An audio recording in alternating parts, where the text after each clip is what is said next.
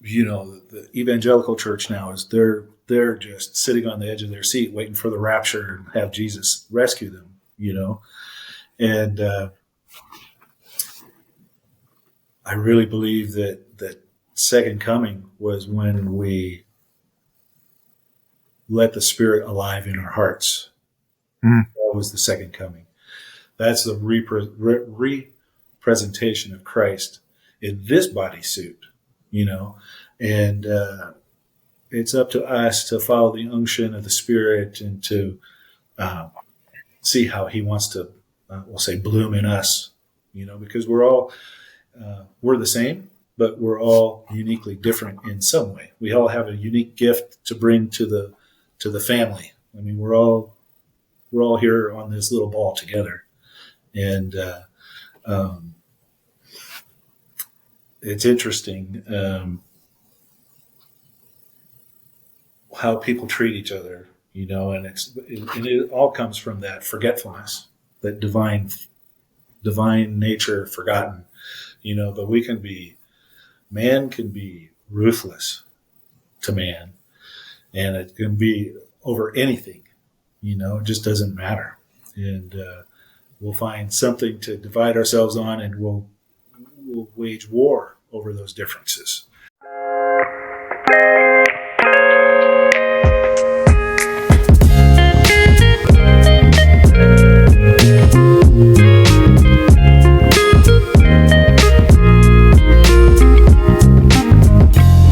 Welcome to a Broaderlenspodcast. The opinions expressed on Broaderlenspodcast are those of the guest speakers and do not necessarily reflect the views of the host or Broaderlenspodcast. Ernie, welcome to Broaderlenspodcast. What an honor to have you on. Well, thank you for having me. I'm humbled to be here. Yeah, I'm grateful to have you on, and I'm excited. You always said you were a seeker of God, a seeker of truth. What does that mean to you? Well, I've just always had the unction for the spiritual life. When I was a little boy, I lived in this little farm town in Ohio, and on Sundays I could walk to church by myself. Mom and Dad would stay home and get Sunday dinner going, and the family would be there. And there was a congregational church I would walk down to, and I liked the stories, and I didn't know anything. Really, I was just curious. And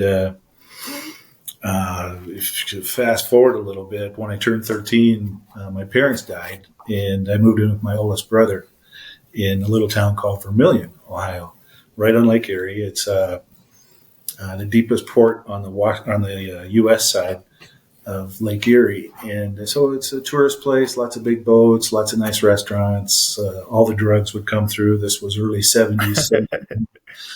So the Jesus freak movement was in big full swing, and so was the drug culture, and wasn't too long after that I got saved through an Assembly of God church that my sister-in-law went to, and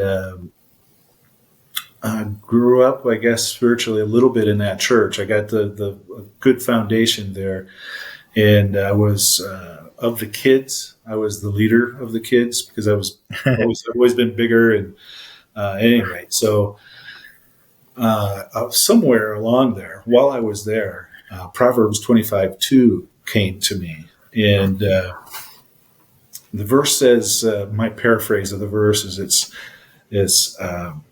it's God's glory to conceal a matter, but it's a king's glory to find it. So it kind of spurred my search for what's the truth of this faith that we have, because I didn't understand it then, but I understand now.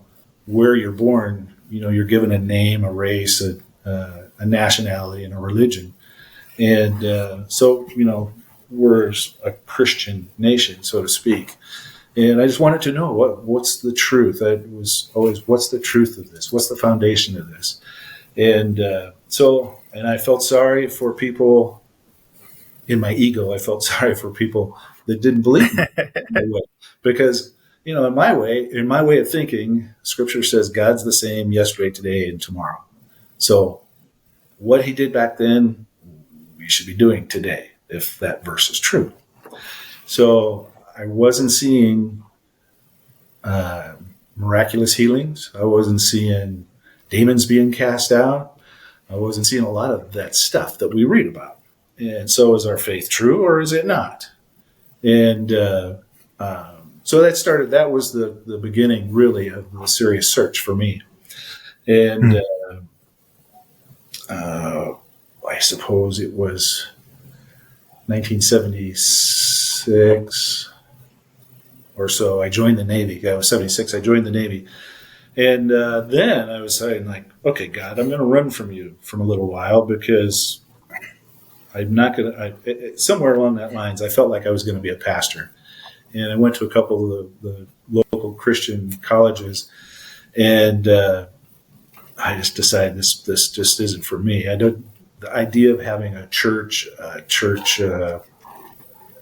family, it just didn't excite me. The ministry did, and the truth of it did, but not the idea of the administration, if you will.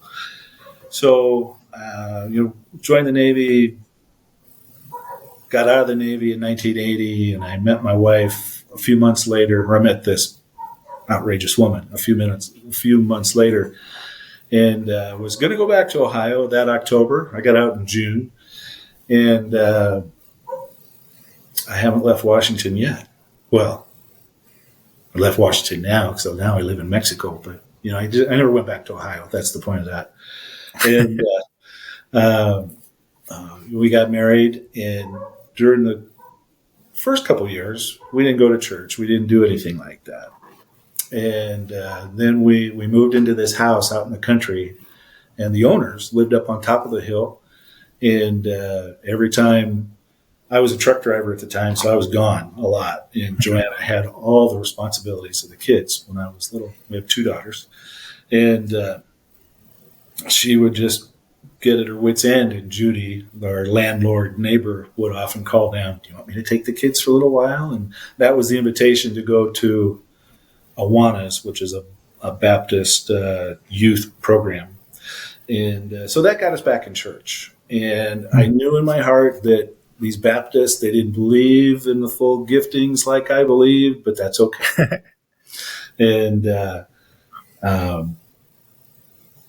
life goes on. Our kids got old enough to go to school, and we put them in a Christian school. And the church that offered it was little tiny, I think 100 people maybe on a good week. And they were doing a remodel, and they needed a lot of help. So I am the when you look up Jack of all trade, master of none, my picture is that. I can do a lot of things, but I'm not a journeyman at anything, So I'd go and I'd help them, and that led us to leave the Baptist church, go there. And I was put on church boards and got into the administration of things, which was like, we need to just leave this. This isn't good. And there were issues that arose, and the church went different ways, and we ended up in this other community church that's popular. Now it's a come as you are, casual kind of a setting, and very dynamic. I mean, they would do, I don't know, spontaneous baptisms where they would put a pool up in the middle of the church, and people would just, after the service, would get up and get baptized in their Sunday best, and it was kind of a fun place, but we were not engaged enough. We were helping with leadership, and it just wasn't enough. It wasn't the correct path. I mean, I just didn't know at the time. It just wasn't fulfilling. So we came across a church in Bethel Church in Redding, California. And it's a kingdom ministry church, and it's kind of taken church to the next level, where they are really believing that Jesus heals today, and that Christ wants to move in powerful ways. Finally, we've got it. And some friends of ours they have a school that they sponsored there, and some friends went to it, and then they created another school, an offshoot, if you will, in Portland, Oregon. And Johanna and I went to that, and got ordained afterwards. And we got into the prison ministry. And all this time, I'm just trying to find what is the best Christ message I can find. I was hearing a lot of victimese in prison, and it was like magic when they would get a message. Or I also did on Thursdays we did a normal church service, and then on Fridays I would go to 2 different prisons in Oregon and teach us what I called going deeper. It was the foundation of the school that we went to, the Apostolic Leadership Ministry Institute. And the guys, when they would get it and they would take ownership for why they were there, it was like, that's a magic moment. It was really, really good. Beyond just praying the prayer, saying the password to get into the group,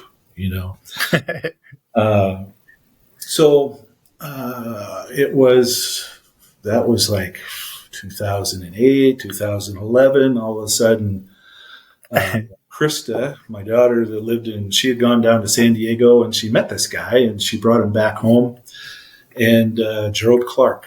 And I'm seeing a guy, he's pretty close to my age. He's just a few years younger than me. And we had some great conversations to clear the way. So I understood, not that it really matters, but that I understood that he just loves my daughter for her, not because she's younger, beautiful, the typical. I just want to make sure he wasn't a perv, and he was not. He was just a stellar guy. He was offended, really. I could see it on his face that I even suggested that he was just a real man. But that started the conversation in the Anunnaki and all his research, and it just blew me away. And at the moment, I thought he was probably just hurt in church one time, and he came up with this crazy idea of extraterrestrials coming, but I listened to him. I listened to the whole time, and he was impressed with that, and we were always able to have a conversation.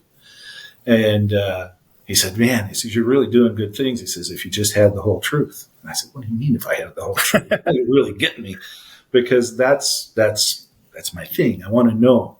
And so I started to research. I started to read, the Enuma Elish and the Sumerian Kings list, and just going down the list of different things. I started watching Gerald, of course, and Billy Carson was coming around, and I don't even remember who. I think it was. I don't remember who did the special on the Dogon tribe in Africa. But that, for me, was the tipping point. It was like I'd gotten all this information that preceded any biblical narrative. Biblical narrative was borrowed from all these other stories. And I got to see who the players were. One of Gerald's famous favorite sayings was always, "Be careful who do you pray to. It's always good to know who you're praying to." So when you start to read about God, and people's perception of him is Old Testament, biblical Old Testament, and he's mad and he's ready to throw lightning bolts if you don't do the right thing. And I'm trying to sell this book as a book of love, a love letter from God.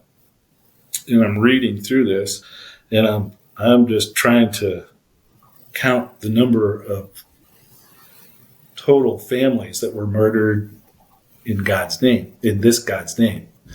And Yahweh he was just an Anunnaki leader. And now, it took me a period of time to adjust to that. It was to exchange that core truth was humongous, to say the least.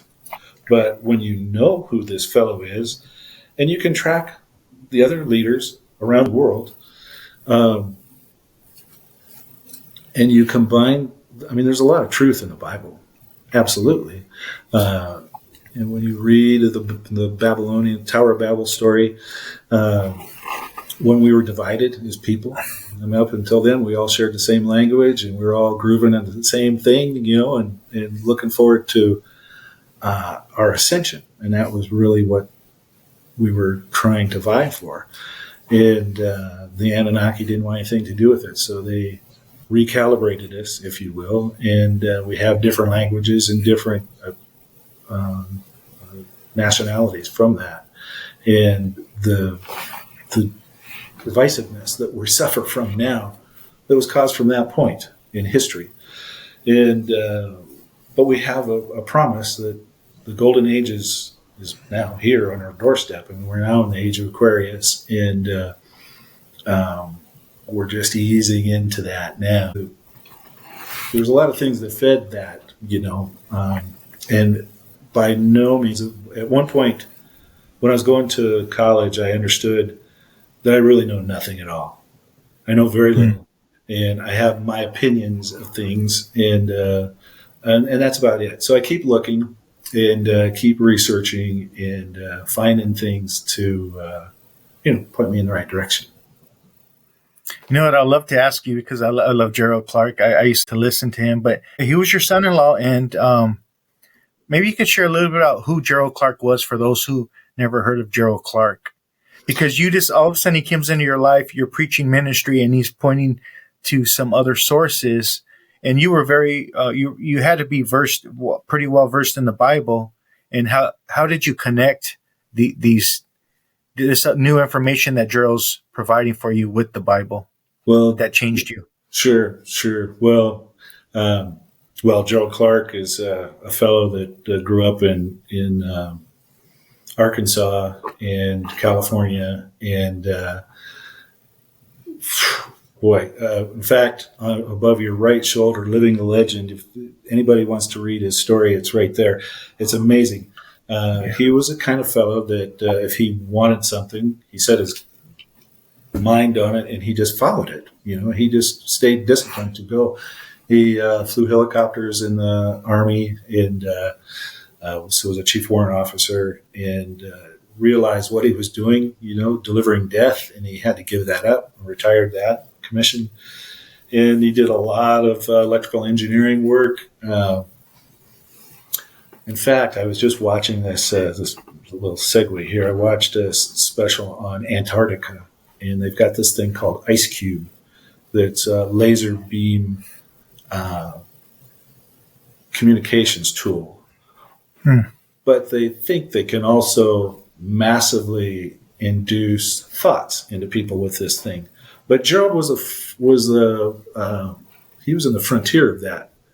He had a company. He had a startup that engineered that laser beam technology. And so he was a very special guy, super smart, ridiculously smart, but could speak to even somebody like me and make it anything understandable. He was a gift.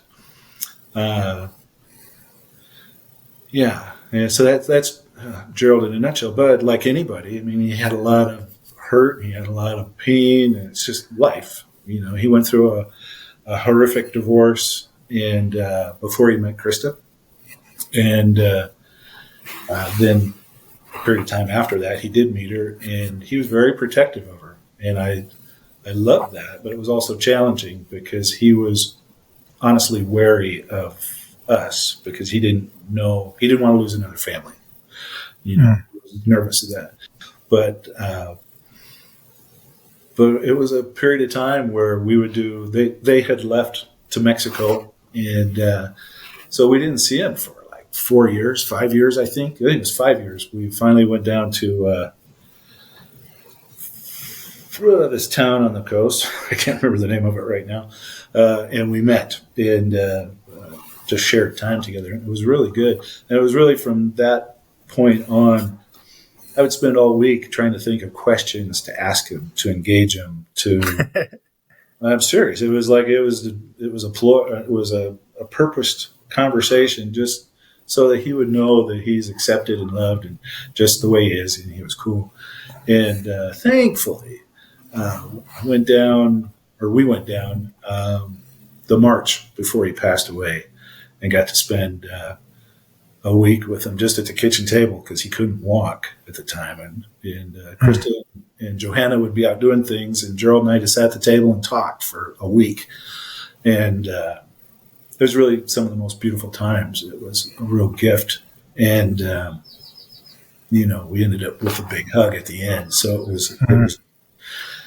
so to say, yeah, he's a lot of things to a lot of people, but he's got a special place in my heart because Krista and Gerald, they brought the best out of each other. I mean, really, and I'm sure there were tough times because there always is, but with his books and her getting used to being online and having a channel, and that was all Gerald pushing her through her fears, and so forever grateful that he came into our lives. Yeah, I used to watch them in Ohio. When I was in Ohio, I used to always listen to Gerald's channel, and Gerald was like the big brother. There was Matthew LaCroix, Jay Rex, and then Billy would come on once in a while, and others. But it seemed like Gerald was the big brother of them at a time, and I felt like they looked up to him.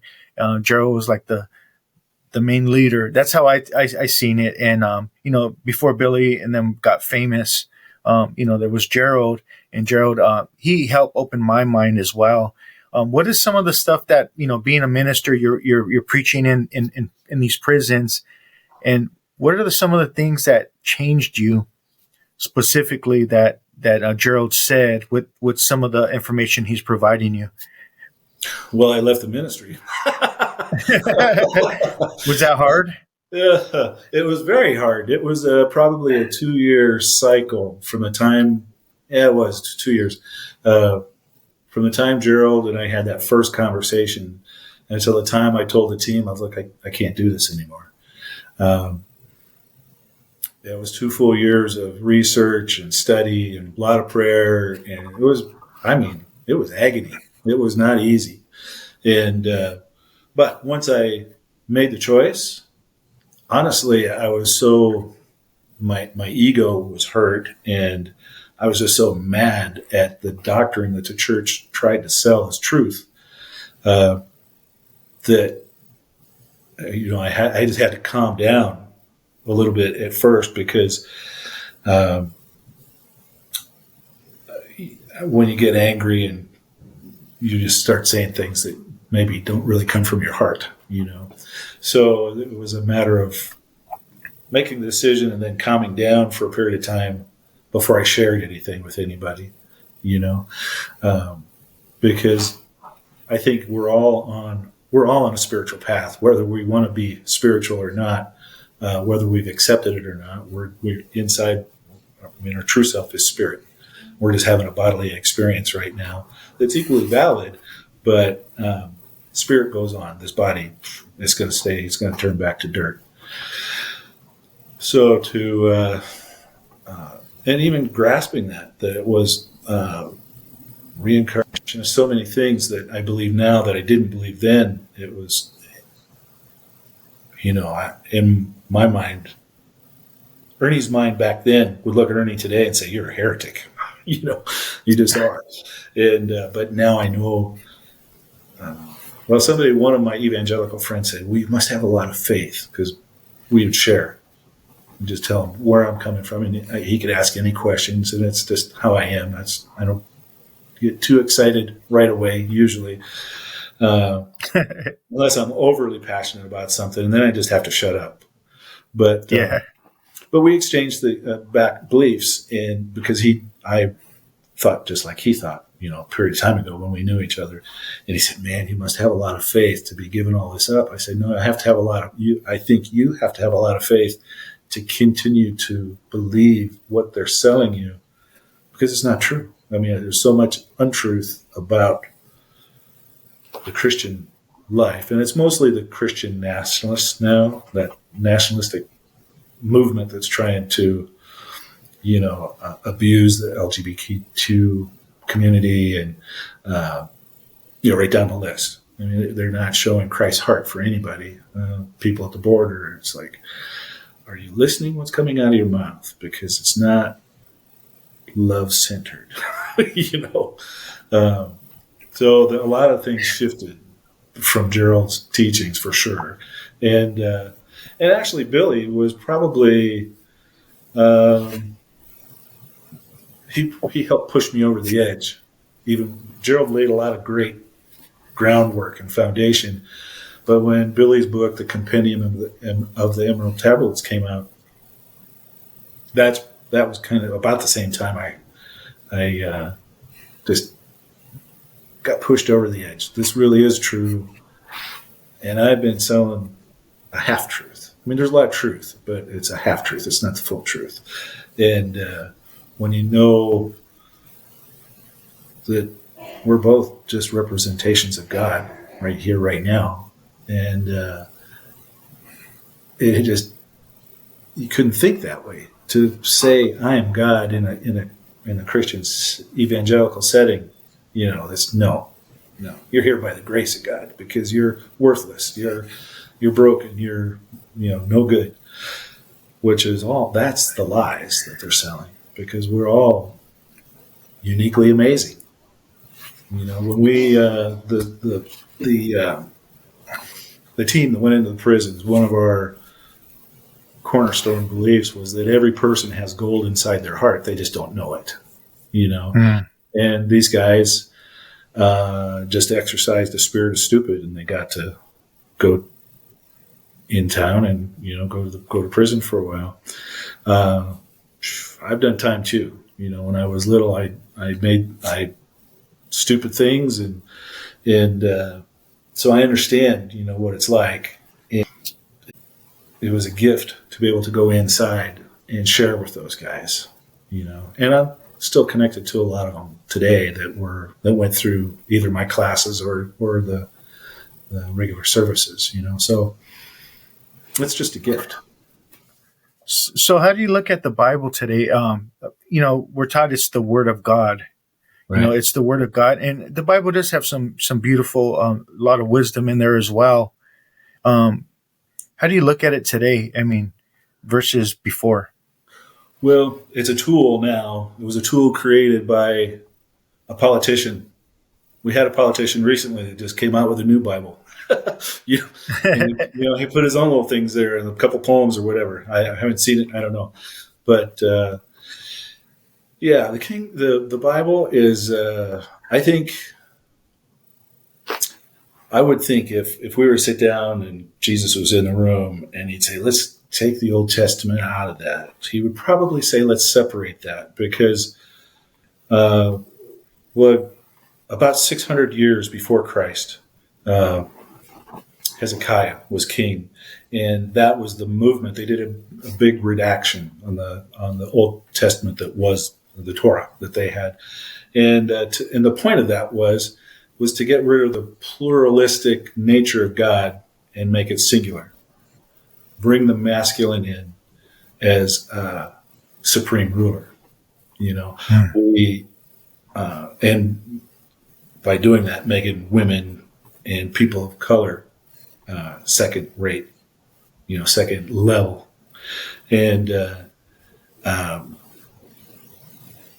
have a hard time believing that's the story that God wants us to know.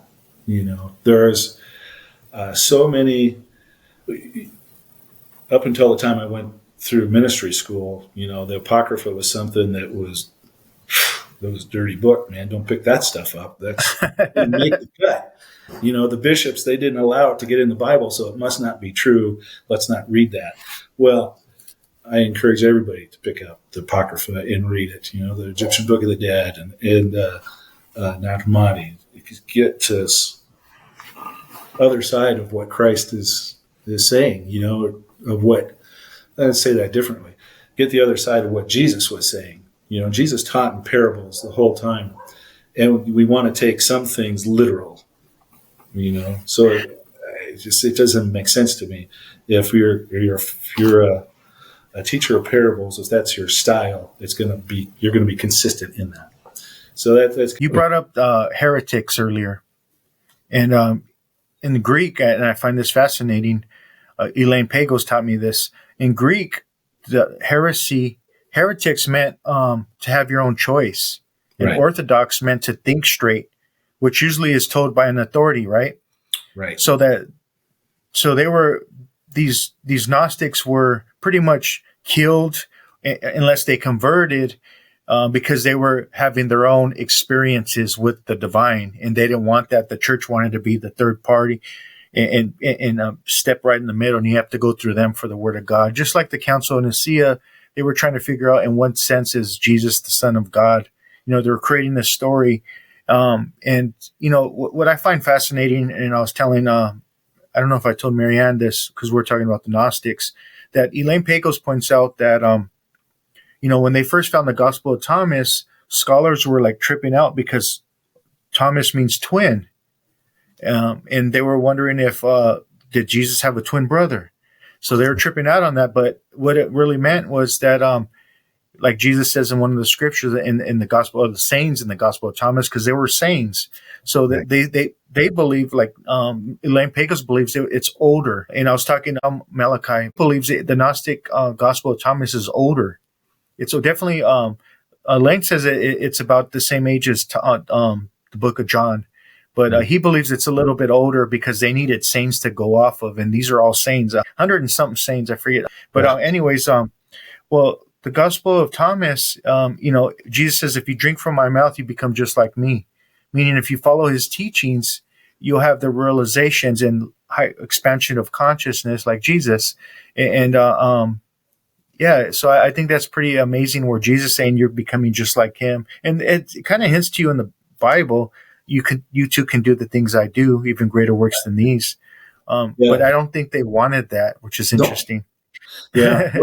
It was illegal to have anything but a Latin Bible for many, many, many years. It was the middle of the Dark Ages that finally, an individual would be permitted to have a Bible. Mm. They didn't want that. They were vying for power as well as the kings were. The kingship and the Pope and bishops were all powerful back then over the people. And in essence, I mean, that's the way the church would. When I was young, I used to say, man, you need to come listen to my pastor speak because he's got the truth. Well, that's just not right. It's absolutely this journey and is all about becoming Christ-like. I mean, being a Christian, I always said, well, Christian means Christ-like, but we're more concerned to be Jesus-like. And I don't mean that as a deference to him, but the church today is much more like, the story of Mary and Martha, where they went to Martha's house. The whole group went to Martha's house. Jesus was on the chair. Martha's going into the kitchen to make sandwiches, and Mary's pouring this really expensive cologne perfume oil all over Jesus. And Martha's getting kind of ticked because, like, I'm making these sandwiches, and no, she's not helping me. Have her help me. And he says, she's doing what's important right now. She's worshiping, and she's doing what's important. And it's, in a large sense, that's what the church is doing today. They're doing good things, feeding homeless, doing, a lot of good things, but missing the mark on the great thing, to be Christ-like. We're supposed to do more than he did. And we shouldn't have full hospitals. Prisons shouldn't be full. If we're walking Christ-like.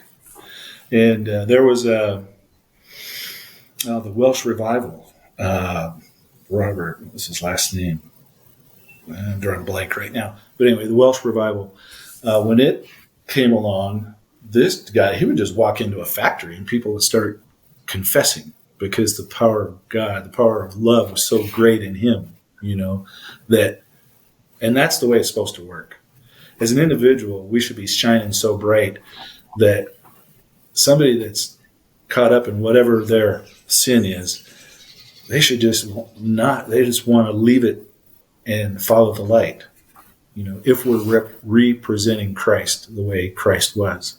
And in that respect, I hold Buddha and Quetzalcoatl and all of these were Christ figures in history that came at different times and spoke living truth to the people that were in front of them, and you can go to any indigenous people in all the continents, and you'll find a Christ-like being because his heart.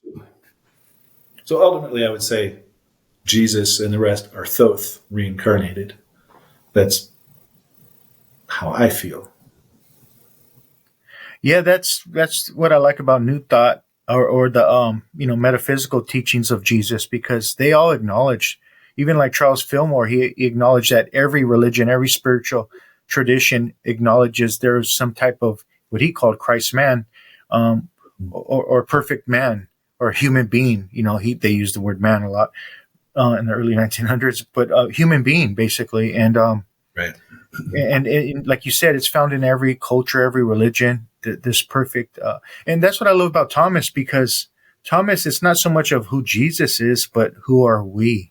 Right. Who are we? They talked a lot about the forgetfulness in the Gnostic texts, our forgetfulness, which kind of is the root of our evil, root of ignorance. Right. It creates all kinds of separation and stuff like that. We forget our divine nature. Absolutely. So I think that's what gnosis is, realizing our true essence, Yeah, I agree. Our oneness. Yeah, it's the evangelical church now is they're just sitting on the edge of their seat waiting for the rapture and have Jesus rescue them, and I really believe that second coming was when we let the Spirit alive in our hearts. That was the second coming. That's the representation of Christ in this bodysuit, and it's up to us to follow the unction of the Spirit and to see how He wants to, we'll say, bloom in us, because we're the same, but we're all uniquely different in some way. We all have a unique gift to bring to the family. I mean, we're all here on this little ball together, and how people treat each other, and it all comes from that forgetfulness, that divine nature forgotten, but man can be ruthless to man, and it can be over anything, it just doesn't matter. And we'll find something to divide ourselves on, and we'll wage war over those differences. And it's just ridiculous. If we each realized our nature, who we really are, the world will be a completely different place. How do you look at spirituality versus religion today? Well, by and large, most people are very religious. It's dogmatic, it's divisive, it's wars wage over religion. Spirituality is the simple truth that the divine nature in me and the divine nature in you is crying to ascend to be fully Christ. Fully powerful in that Christ nature, and. Enoch, we read about Enoch as being the guy, he walked with God, and he's the only one that supposedly didn't die that we know of. He was just taken up and made an angel. So we have the mark is high, but the giftings are given to us. All we have to do, it goes back to that Proverbs 25:2. It's the glory of kings to search out God's matters. It's we walk in that royalty. There was a book that I shared in prison that I think probably singularly had the biggest impact on all the guys, and it was the supernatural ways of royalty. And it's written by Chris Volatin. He's one of the pastors on team at Bethel Church there in Redding. And it really brings into perspective your true nature, with an evangelical twist of salvation needed. But when you know who you are, you're walking with kings. I mean, we're we're supposed to be brothers, us and Jesus. I mean, if that's the case, well, we're pretty divine too. It just makes sense to me. I see all these big complex things that people like to pursue, and I just grab that common thread in the simple nature of it. I think that's my gift, is to build bridges between two big thoughts, that might be controversial, but it's like, really? It's just not. It's not that you have a bit of truth and you have a bit of truth, but maybe there's a greater truth that will overrule that and bring peace to this whole conversation in whatever the situation is. Yeah, we live in a world, if you don't think like me or act like me, you're against me, you're my enemy kind of type mentality. And it's sad. No one could think for themselves anymore. Yeah. Or you're going to get crucified for it in some I kind of had way. This fellow that he used to open up his house, I think it was Tuesday nights. It was before, it was all of us that were either guys were in prison and gotten out, or the prison ministry team would get together and at his house. And I was just talking to him, maybe a month ago. And boy, he just went off telling me how evil I was because I didn't believe in the Christian nationalist movement right now. And it's kind of scary. I'm a little concerned for America after November, because I'm pretty sure that Mr. Trump is going to be out of work and back and be in retirement, and the crazy white men are going to go nuts. So lots of prayers for the U.S.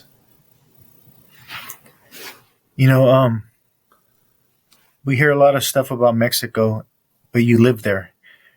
Maybe you can share some light on how it is living in Mexico. Man, I love it. It's, well, I retired 3.5 years ago, and we came down here partly to be with Krista because Gerald had just passed away. And our other daughter was going to start her life with a new man, and she's living in our house back there in Washington. And so the pieces work together for family really well. But I came down here. I do not speak Spanish. So, that's a negative. And honestly, when I was packing my bags, I said, I don't know how long this is going to be because I've never lived without my Bill of Rights. I don't know what living in Mexico is going to be like. Yeah. And the first couple months were rough, mostly because I wasn't working anymore. I was getting accustomed to what retirement was like. And we lived at the time in Puerto Escondido, which is a little surf town on the West Coast. So it was paradise, and I eased into it okay. And I've been studying Spanish. I'm still no bueno, but it's come a little bit. I understand more now, and I can say more today than I could, last month even. But the differences, my goodness sakes, it reminds me of the U.S., when I was growing up in the 60s when it just seemed much freer. I say Mexico is just much freer. In fact, I was talking to an attorney on our last trip back from the U.S., and that was sitting next to me in the plane. And he said, it's kind of funny. He says, you guys like to come down here. You guys, the gringos, like to come down here because it's so free. And we, the attorneys and the ruling, or whatever, the administrative side of Mexico, they want more rules to contain life a little bit more. And so, it's interesting to watch that dynamic. But it's just, there's so much culture. It's hard to really put it into words without somebody experiencing it. But the culture here is so rich and so celebrated. It's different. In the U.S. we have the big holidays, but it's not the same. 4th of July, fireworks and all that, but it's just not the same. It's different. People, they love life well here in Mexico, and they celebrate life, not things. Of course they like things, but there are some people who live in some pretty, what U.S. would consider impoverished ways, and they're just fine. They're just happy. They love their family, and they have enough. And America is so. I need more. I worked part-time as a realtor, and now I still get mailings all the time in my email. The listings, the average price for a home right now, it's stupid, ridiculous, crazy. It's and all my realtor friends, it's a good service. I'm not saying anything negative about it, but that hunger, salesman hunger, it just doesn't suit me very well. I don't like to look at people as my next client. I'd much rather have a lot of friends. My best friends now are a couple of my best friends are past clients, so it's just the way it worked. I didn't make $1 million doing it, but I passed on a lot of things I probably could have done, but it's just more important to me. The people connection is much more important, and that happens here in Mexico. I mean, you walk down the street, everybody you pass, it's buenos dias, buenas tardes, good morning, good afternoon, how are you? At least hello. And we are so naturally that way. Both my wife and I smile when we walk down the road, and we just love that. And they treat you okay being American? Yeah, I do notice. I have noticed a little anti-gringo sentiment, and I've read a lot of it on buildings. And I totally understand it, but I have not. I've had one conversation with a guy that was anti-American, and by the time we were done, we were friends, and because he understood that a lot of American policy I don't like either. A lot of when you look at I looked at a map once that showed the CIA involvement in Central and South America. There is no country that's not tainted. So we have our influence in every country, and I understand what my presence here does, because just by being here, I raise prices because I'll pay a little more, and that little town Puerto Escondido is getting ridiculous because all the tourists, Europe, North America, they all go there because it's kind of off the map, but yet still got everything that they want, and no cruise ships. So, but locals can't afford to live in town anymore. It's that part of it is bad. And I watched that in Washington in the 80s. Californians started to sell their properties down south and bringing all that cash up and paying cash for properties. And it just, drove our market to where it is now. It's ridiculous. It's whoever's going to win this White House, they've got to attack the housing problem for sure. Yeah, you see that in Hawaii too. It's bad. Yeah. I don't know. I'm thankful that our house just worked out so the kids could have our house up there, and it gives them a unique place to grow. It's a floating home, so it's kind of cool. And but how do you, as a young person, how do you get into say $450 is the average price there in Clark County now, but I think that's low because many of them are in the 600s. How the heck do you do that? I mean, how did they do that? You can't. So, I was just going to say the housing dream is being taken away, and when you go back to so many people are how social media is, they don't like something and they'll post something regardless if it's true or not, and everybody's upset about inflation, and rightfully so, but they don't talk about the tax laws that let corporations get rampant profits, and the billionaires have rampant tax deductions where the middle class doesn't get that. That part doesn't enter into their conversation. It's just whoever happens to be sitting in the big chair right now, it's his problem. It's not a lot of thought in it. But So You know, that old belief of you move out when you're 18 probably has to be switched to 30 these days. yeah, That's expensive. yeah. Well, and and in that respect, that's another thing I love about Mexico, because families are just together, often, and doing whatever their family business is.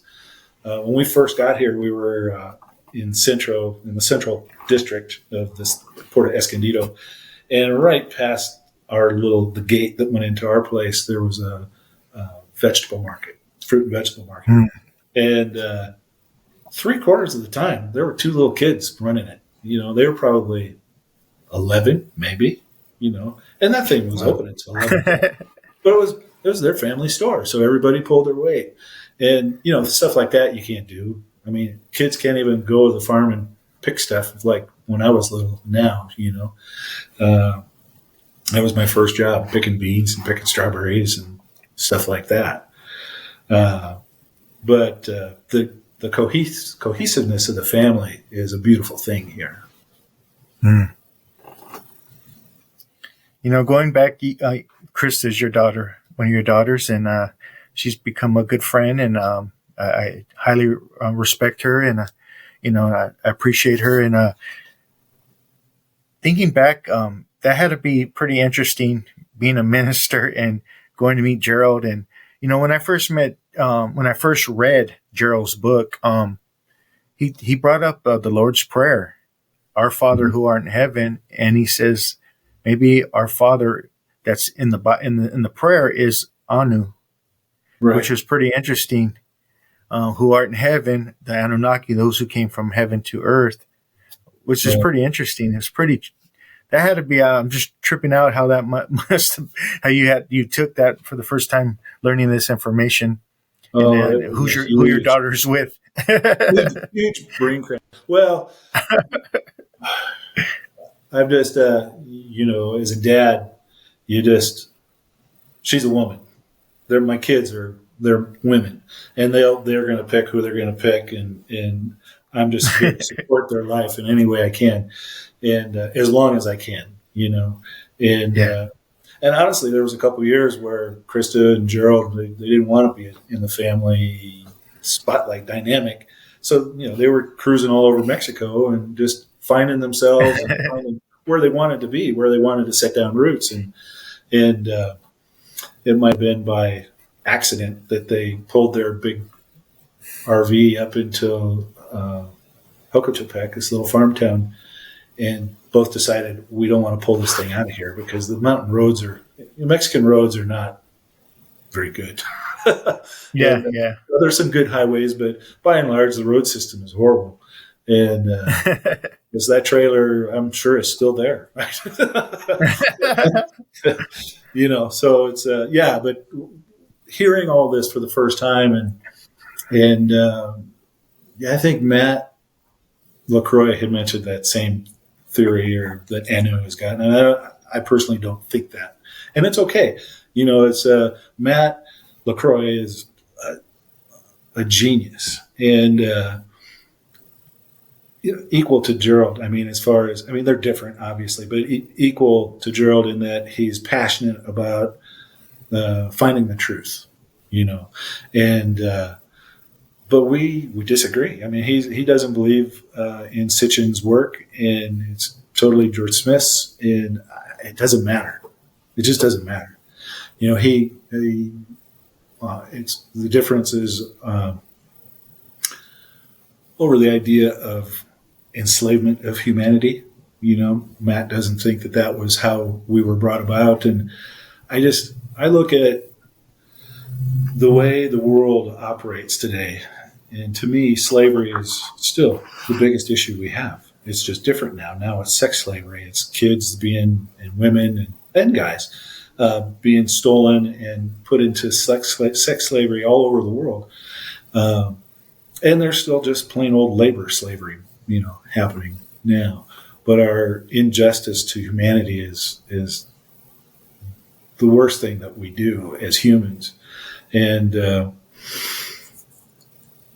I think about, and it's easy to get lost in that. I mean, I have a lot of friends that are Well, it's the Christian nationalists that are trying to say how evil the Democrats are, and how evil I am for not believing as they are. So it's like, give me a break. But in Ephesians, Paul told us that our war isn't against flesh and blood; it's against spiritual matters and principalities in high places.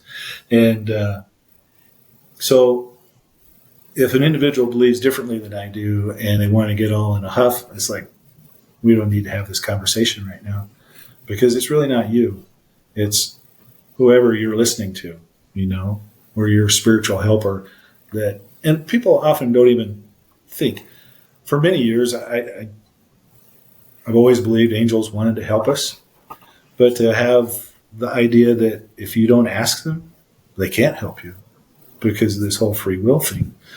And many people don't get the help because they just don't ask.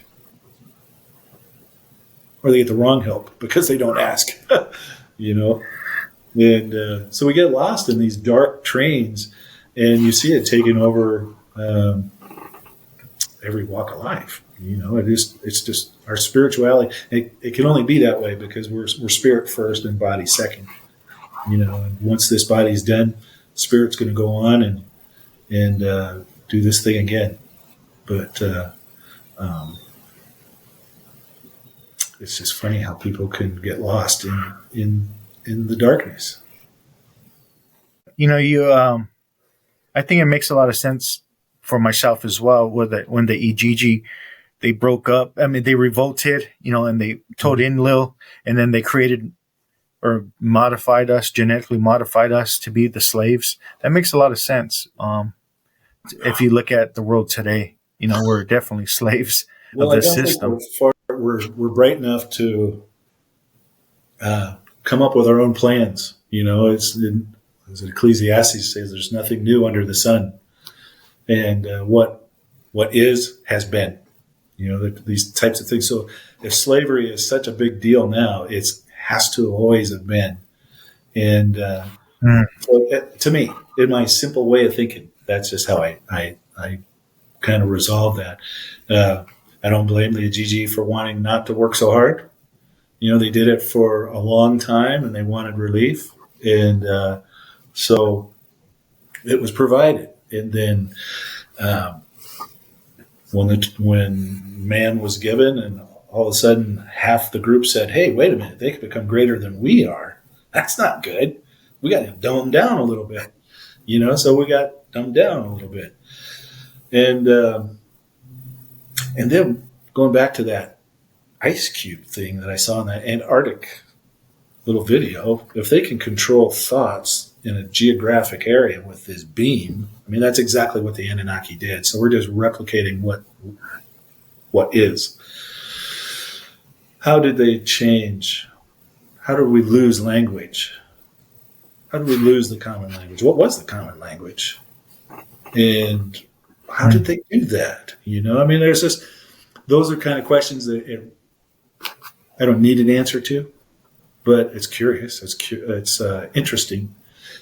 How did they make this mass switch where all of a sudden I can understand you and you're different than me and get away from me. And so anyway, yeah, it's just interesting how that all came about. How would you define the divine or God these days, the source of life? Well, the divine is the ultimate source. Source is my favorite word now. I rarely use the term God because the divine came from source or the all. And pure love, pure energy, pure love.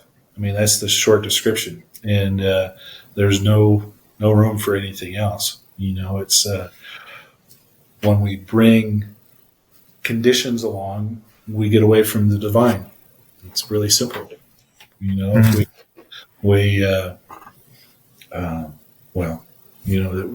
we're trying to change our laws in the U.S. drastically to make it seem more Christian, but it's not.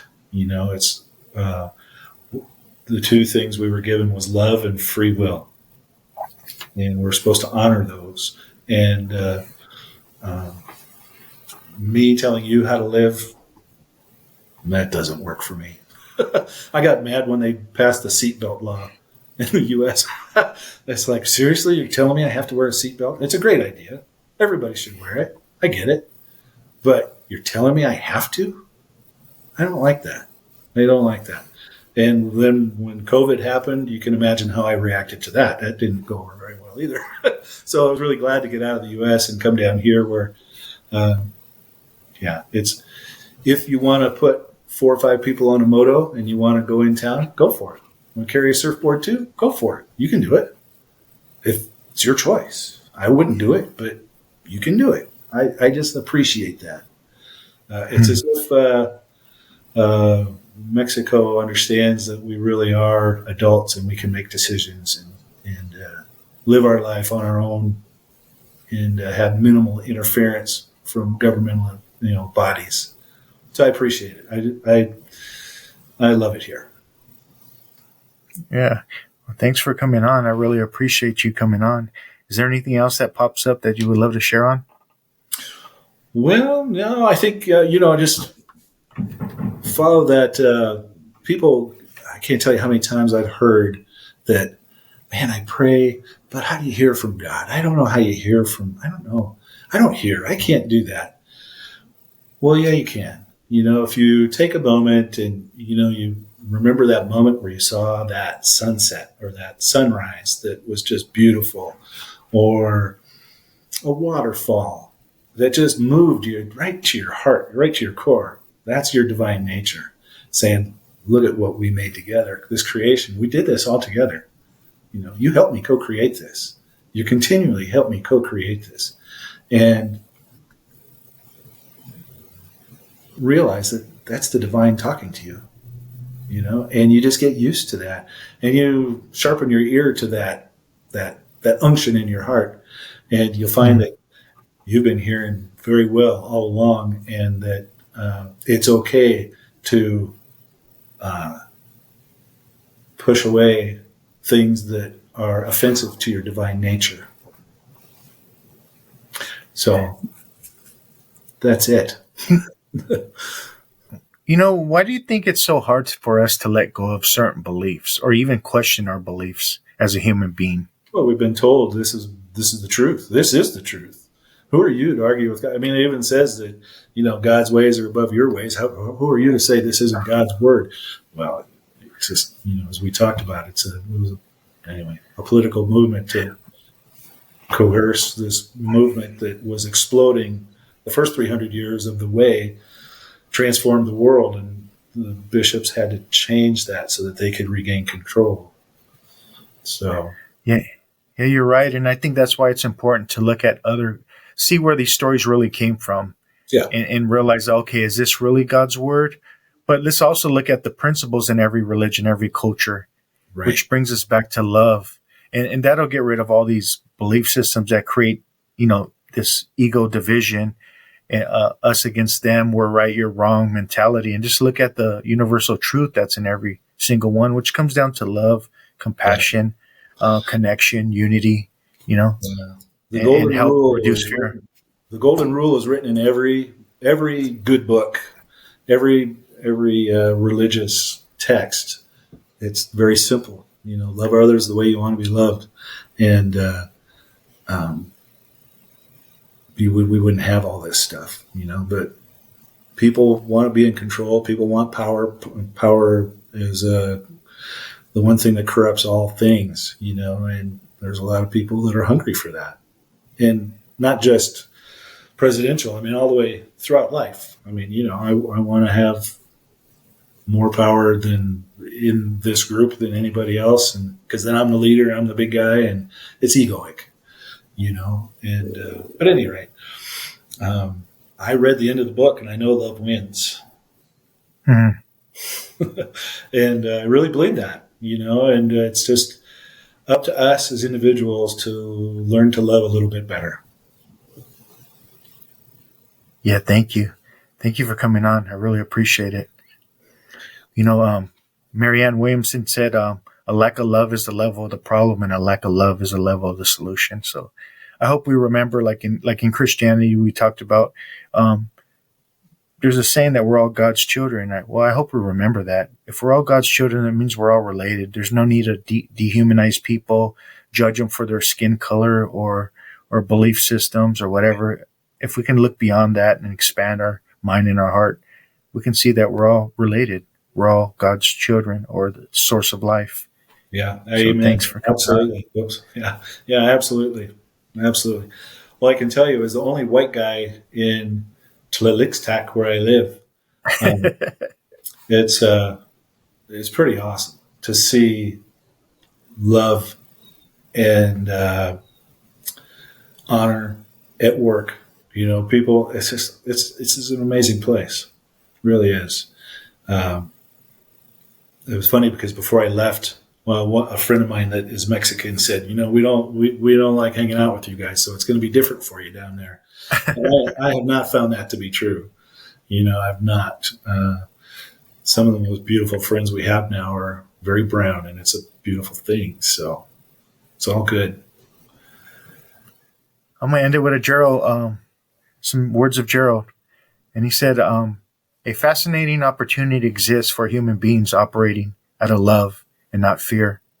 By overcoming the fear of one's own death, security, we are freed to empower those in the communities. Well, Ernie, thanks for coming on. Thanks for having me. Just know we out here. Know we out here working in a major way. Had to speak on it just to make a play. Any given subject, know we make a way. Time to level up on the day-to-day.